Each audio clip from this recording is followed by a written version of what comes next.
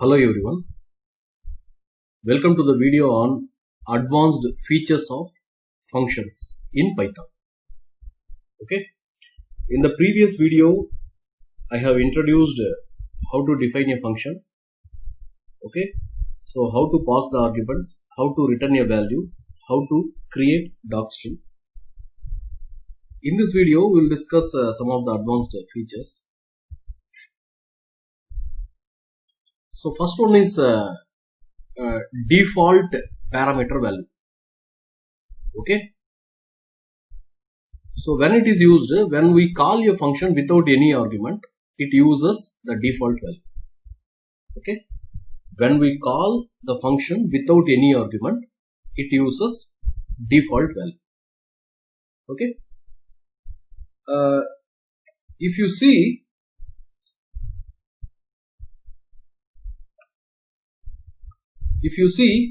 here I have created a function my department. Okay, here the default value department is ECE. So this function actually prints I am from this department, ECE department. Suppose if I pass some other argument, it will display that argument. CSE means CSE, triple means triple. If I don't give anything, at that time it will print the default department ECE. Okay, let us try this in Python console.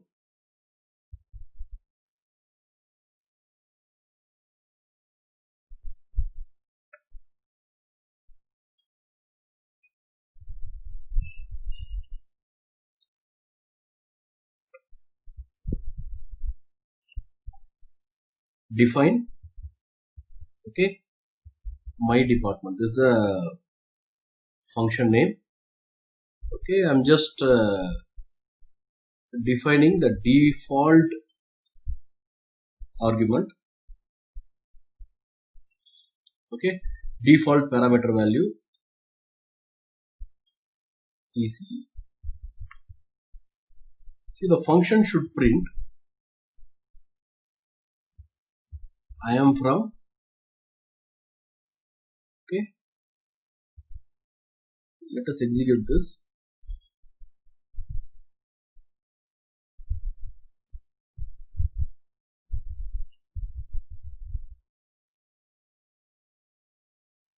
Okay, there should be a comma. Yeah, now it is okay. Let me execute my department. Okay, this is the function name. If I define the department is equal to, otherwise directly I can give in double quotes CSE. Okay, because only one input argument, I can give that within double quotes. If I hit enter, you can notice it prints I am from CSE.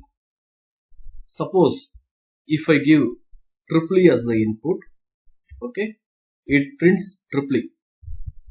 Whereas when I don't give any input, it prints the default argument, which is ECE. Okay,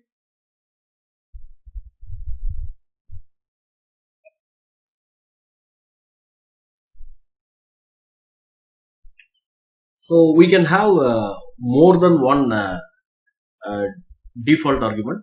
Okay, here if you notice, department is one default argument, this ECE is one default argument, then third year is another default argument. Okay, so let us we can have many default arguments. So let me add another thing. Year is equal to third. Okay, I am from department, then year. Okay, let me print here. So here there are two default arguments. One is ECE, another one is third. Okay, let me execute this. let me give my department. Let me give arguments. CSE is the first one. Second is the second input. So you can notice I am from, it takes I am from this, then department, okay, CSE, then year, it takes second, then we have already added a year, okay, so it prints year. Suppose instead of CSE, okay, I'm just giving triple E, I'm just giving first year. So you can notice I am from triple E first year. This is the output. If I don't give anything, if I give only one, triple E, okay, you can see it takes the department from the input. I am from triple E. Year, it prints the default one, third year. If I don't pass any parameters, it prints the default. I am from ECE third year. Okay.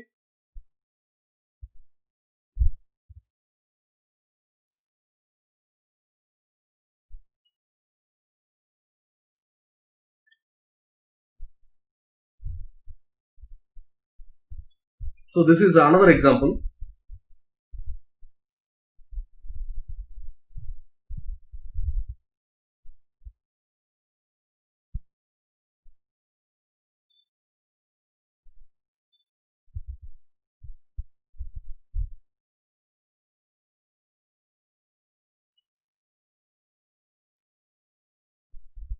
So here if you notice, I have given default, okay, two default arguments, and this one is positional argument.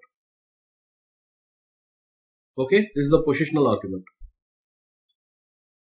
So let us try this. I'm just adding one more input. Okay.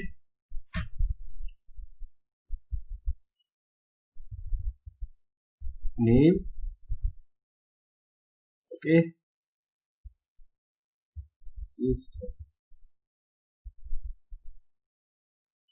So earlier in the previous two examples, okay, I just passed default arguments. Okay, now positional argument and two default arguments I'm just passing.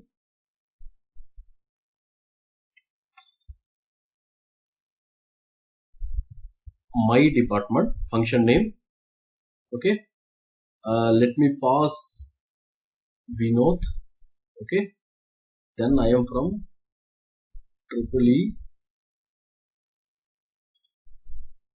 Okay, third, let me pass these two things. Vinod is from triple E third year. Okay, there is a spelling mistake, THI or no problem. Okay, next one, if I don't give the third one, okay, let me try this. You just see by default it takes okay, the third year. Okay, if I don't specify the department and year, automatically it takes the default, both default, ECE and year. Okay.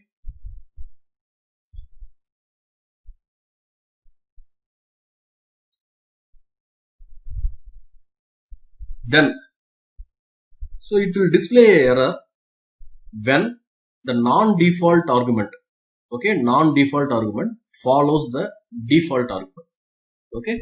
So what I'm doing, I'm just changing this program. Instead of name here, okay, these two are default arguments. Then I'm just adding a not default argument. Okay, you just see it is showing a syntax error. So always, okay, default arguments that should come at the end. Okay, non-default arguments should not come after the default argument. Okay.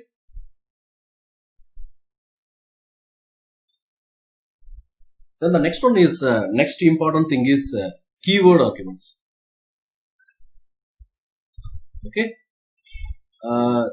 Next one is keyword arguments. So usually it is very difficult for us to remember the order of arguments. Okay, it is very difficult for us to remember the order of arguments. Okay, that's why we are using that documentation or docstring and all. Okay, so if you usually how it works means based on the positions. Okay, based on the positions, it receives the arguments and it processes it. Okay, so to avoid this confusion, what we can do, we can go for keyword arguments. Okay, we can go for the keyword arguments. So we can use the name of the argument to pass a value to it. Okay, with example, we'll discuss this. Suppose there is a ECE student.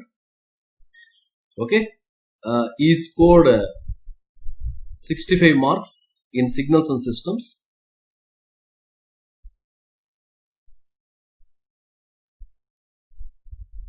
He scored 65 marks in signals and systems. DSP 75. Digital communication systems. He scored 85. Okay, he scored 85. So I'm going to define a user-defined function which receives these three inputs and it prints these marks. Okay, not only for one student, for say for example all the class students. Okay, so let me define the function.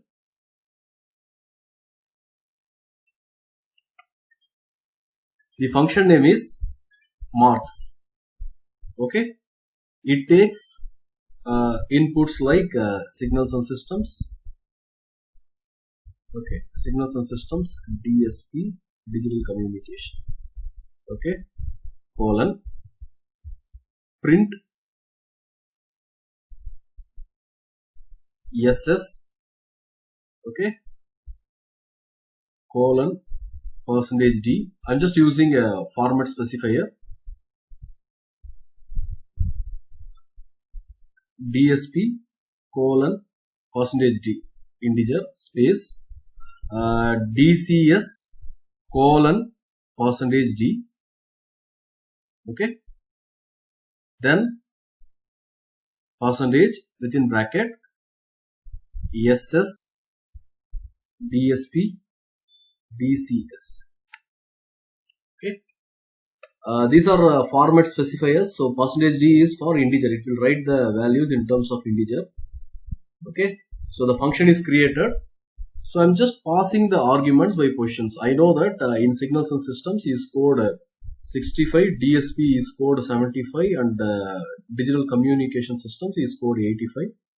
So it prints SS 65, DSP 75, DCS 85. This is how the conventional functions will work. It understands that the first input is for signals and systems, second input is for DSP, third input is for digital communication. Suppose unknowingly I'm just swapping the marks and I'm giving, okay, in the order it knows that the second input is DSP. So mistakenly, okay, I have given DCS marks as DSP. Okay, so here is the problem. So to avoid this confusion, we can go for keyword arguments. Okay, keyword arguments. So how it works means, I'm going to define something like this. I'm going to say 65, 75. The last one is DCS. I'm just passing DCS marks 85. Okay, so it takes, okay, no issue. Then okay, let me try another way. So I'm just giving DCS. I know the argument names. Okay, SS, DSP, DCS. I know these things. Okay, with that itself I am passing the arguments. DCS it is 85, SS 65, and DSP 75. Okay, but if you see, the positions are not same. Okay, earlier first signals and systems I have to give, then DSP, then DCS. Now I have swapped. Okay, not swapped, the positions are changed. But you just see, while printing, it prints in the correct order. SS65, DSP75, DCS85. Let me try with the other combination. Okay, let me take SS at the end. SS65. If I hit enter, again it prints in the correct order.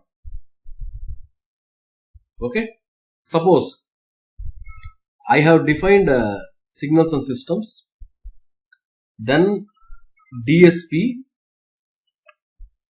okay, then finally I am giving the third input as positional one, okay, 85. Okay, let me try this. See, it will display error. Okay, it will display error, but reversely I can do. Okay, SS marks I can give, then DSP mark I can give, then the third one, last one, I am just giving DCS is equal to 85. This will work. Even the other combination will also work. DSP is equal to 75. Okay. What is the error? That we will discuss here. Okay. If you see,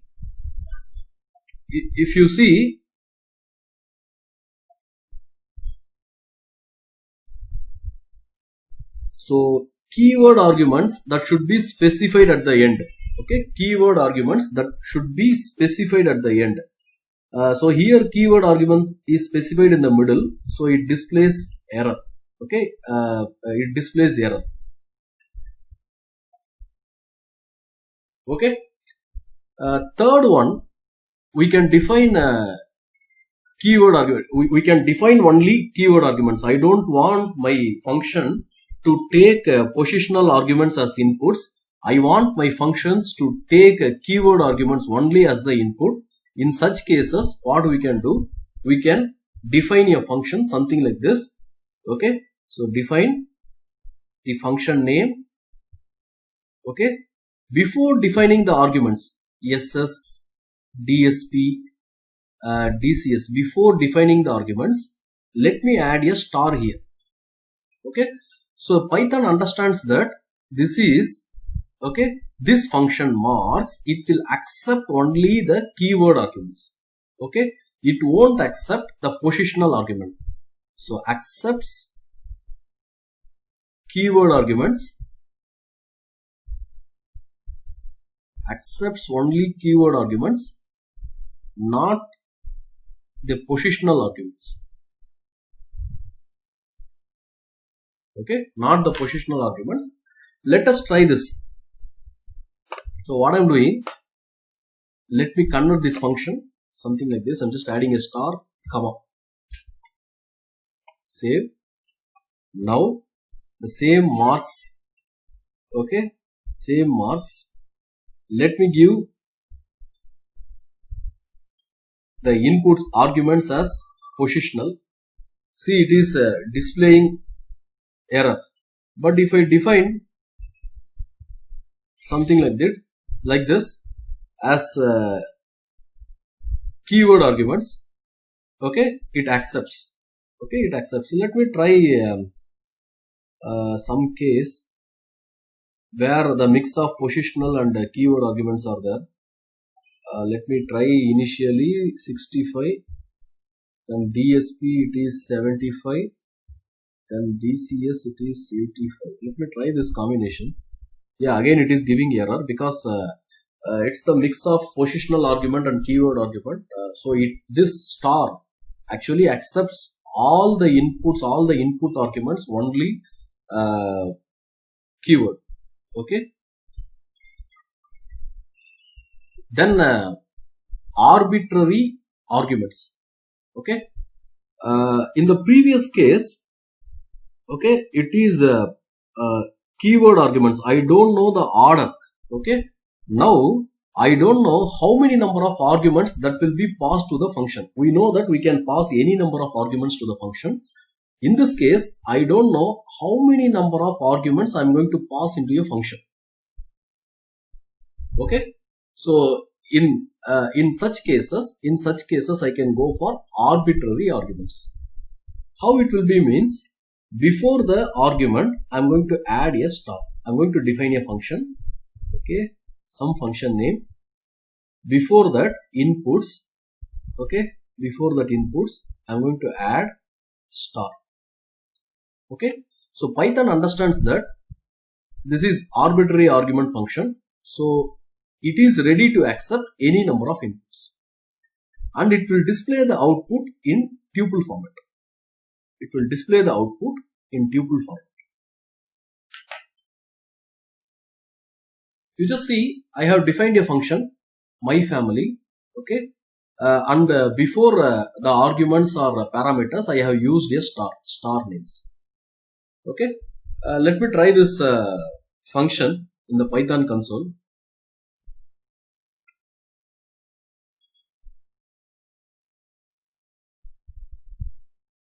Family name, define family members or something, whatever you want.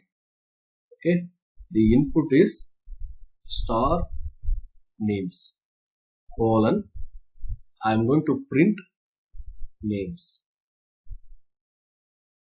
Okay, this is the function. So family name. So initially I think that there is only one member.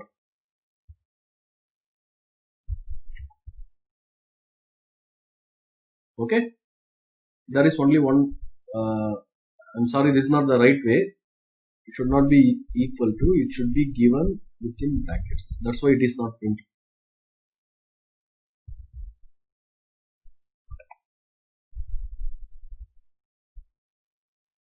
Okay, so here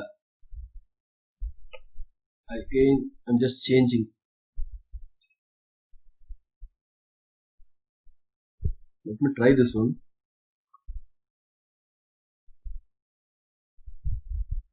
Okay,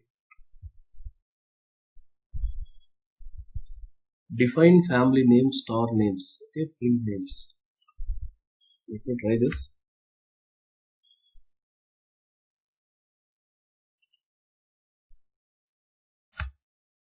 Yeah, now it is correct.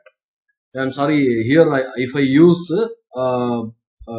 double quotes, it will just it thinks that it is a printing message, so it prints that name. So that's not correct. So whatever the names I am receiving through the function as the argument, that I need to print. So you can notice this is printed in tuple format. So initially I was thinking that there is only one member in the family. Okay, now there are two members. So what I'm doing, I'm just adding another member name, Aarti. Hit enter. You just see, okay, this family name function is ready to receive two inputs. Next one, it is receiving the third input. It is receiving the fourth input. Okay, all are displayed in tuple format. So this function is actually arbitrary arguments function. So star args, arguments, arbitrary arguments. Okay, so the next one, arbitrary. So earlier we discussed keyword arguments, then we discussed arbitrary arguments. Now arbitrary keyword arguments, combination of both. So keyword arguments, KW, ARGS. So usually it is called a star KW ARGS. Okay, so earlier I used one star. It defines arbitrary argument. If I give the argument as double star, okay, Python understands that it is arbitrary keyword argument.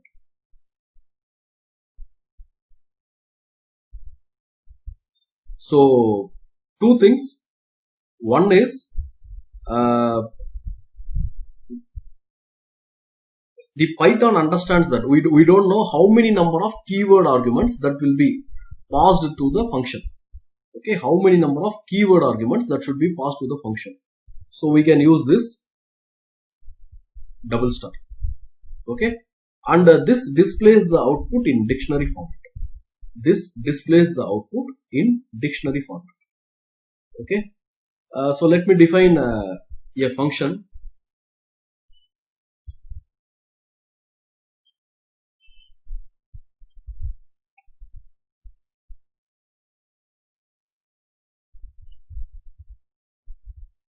Define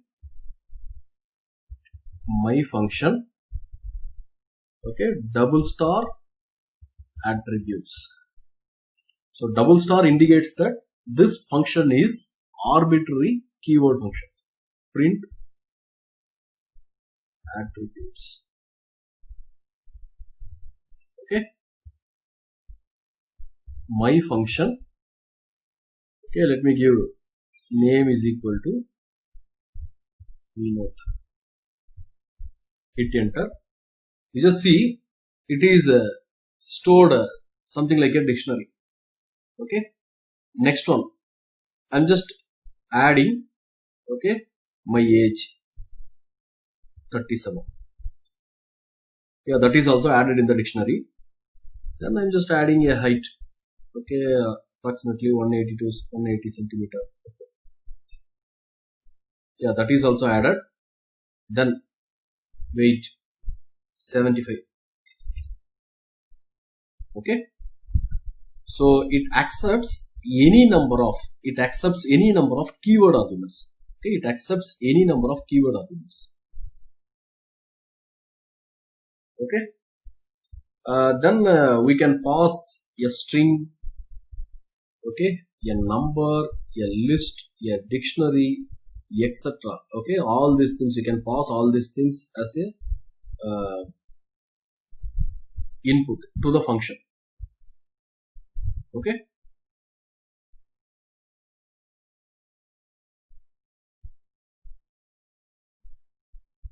so let us define the normal function. Let me remove these attributes. Execute. Say some s is equal to rt. Okay, this is a string. Let me pass this string, my function. Yes. Okay, the string is passed.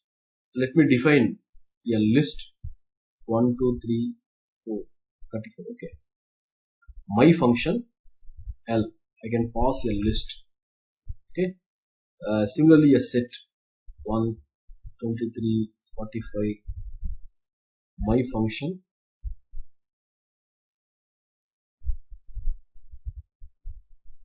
S. Okay, then set list, okay, some tuple 1, 2, 3. My function T. So we can pass string, list, tuple, dictionary, everything to the function.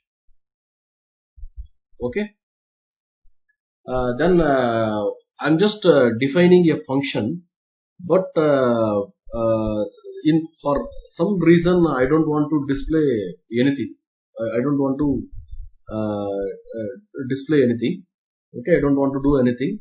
So function definition cannot be empty, it will show some error. So to avoid that error, we can just define pass. Okay, so it can be just pass. So no error. A very important thing feature of function is recursion. Okay, this Python actually accepts the recursion. Okay, recursion, which means a function, a user-defined function calls itself. A function calls itself. That's basically called recursion.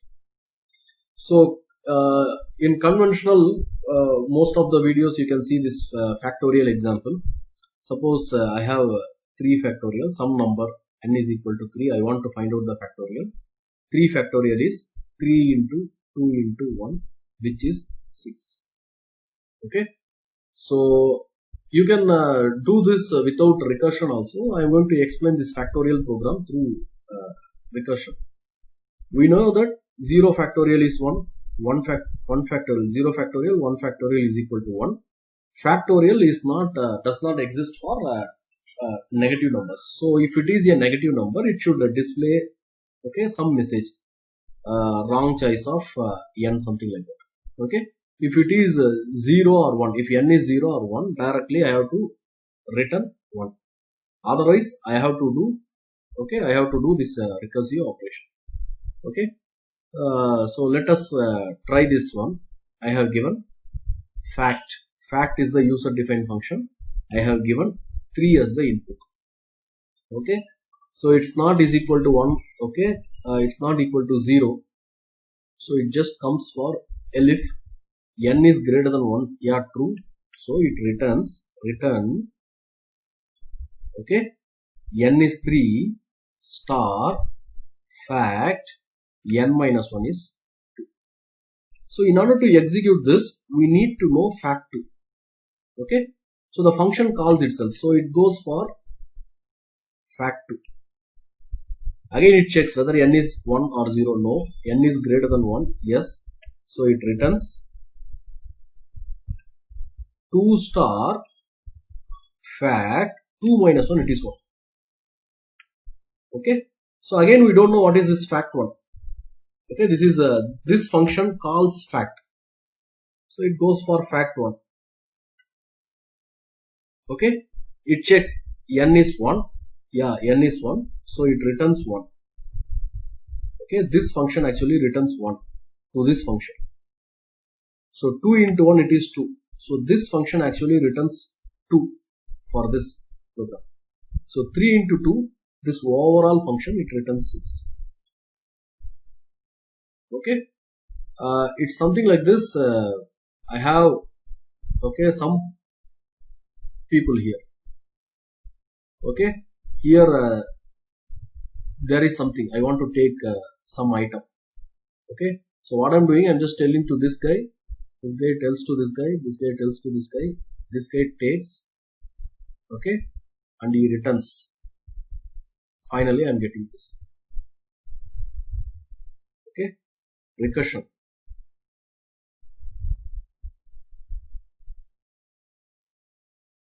Then there are many built-in functions like absolute, any, help. Okay, there are many built-in functions are developed in Python. Python is strong because of this built-in functions. Okay, in this video we have discussed advanced features of Python. Okay, I'll stop here.